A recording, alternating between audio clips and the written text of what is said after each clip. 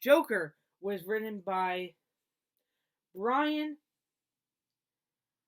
Azaraldo, as Arlo. I'm so sorry if I'm pronouncing that name wrong. And Lee Bermajo. I'm so sorry if I'm pronouncing, and illustrated by Lee Bermarjo. I'm so sorry if I'm pronouncing that name wrong. I don't mean to pronounce these names wrong. I'm trying to get better pronouncing names, but it's sometimes really harder for me. But yeah, so Joker is the comic that just talks about Joker, and it's told, but it's actually told by one of his henchmen, Johnny Frost, and it's quite an interesting story. It's talking about the Joker in a way that is quite good and quite entertaining, but it's told by, again, one of his henchmen. Now, from this point on, I will be having spoilers. This is a spoiler review. I know I'm known for my no spoilers, no ruining it, but it's so hard to talk about this comic without talking about the end and where does it lead and where do we leave off at the end of this comic. So I will have a spoiler warning from this point on. Please save this video, watch it once you're done reading this comic, or if you just don't care, continue watching my review and my spoiler talk. So this one, again, is like I said, it's told by Johnny Frost, one of Joker's henchmen, and he's just following Joker around as Joker does his dirty work. Joker just got out of Arkham Asylum, and he's just following him around as he does all his work.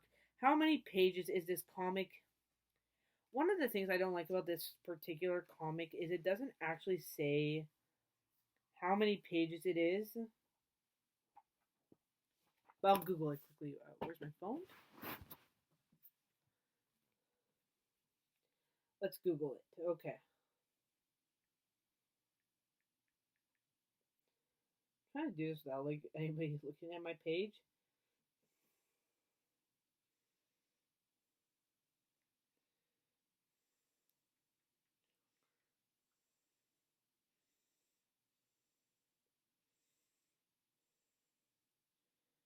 One 130 pages, yeah. Okay, so this comic is great. Like, it's not on the same level as Batman the Killing Joke good, but it is, again, a good comic, and it's quite enjoyable to read. And again, just like Batman's perspective, you make the decisions, you decide what happens and what's going to happen when stuff isn't explained, particularly at the end. Somebody falls off of a bridge, and I always thought for the longest time, and I tell everyone that it was actually Johnny Frost that fell off the bridge. But then when they told me about Batman Damned, I read that one, and that comic book review is coming up next, and I was like, oh my god, a completely different story is happening right now. And yeah, but again, it's perspective, and you walk away with you deciding what the outcomes are and what the outcomes are. There is the sequel Batman Damned, which is actually Batman's side of the story, and I cannot wait to review that one upcoming soon.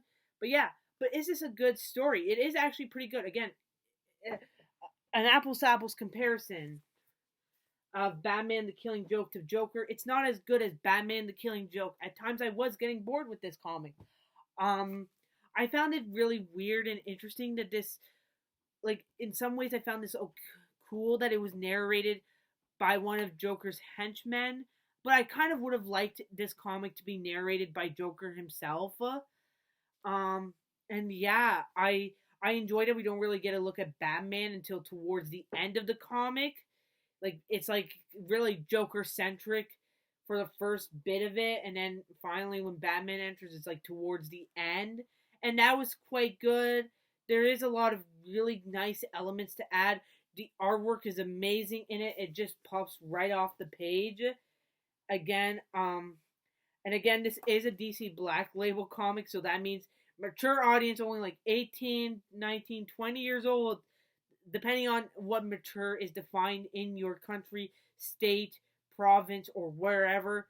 That is where this like mature rating is coming from. So again, I'm mature, I can read this, and it was a very enjoyable read. So yeah, what would I rate this comic? I would rate it I would actually rate this a 9 out of 10. Again, I just wish I more just wish that this comic was narrated by Joker, but I understand why they didn't do that with this comic. It was an enjoyable comic and it's good and it's a fun read and I definitely like it. Not as much as I would say I enjoyed Batman the Killing Joke, but again, I do like this one. If I had to rank, oh, Batman the Killing Joke, Batman Joker, Batman Death of the Family, and Batman 3 Jokers. Well, I haven't read Batman 3 Jokers at the time of filming this, which is still December.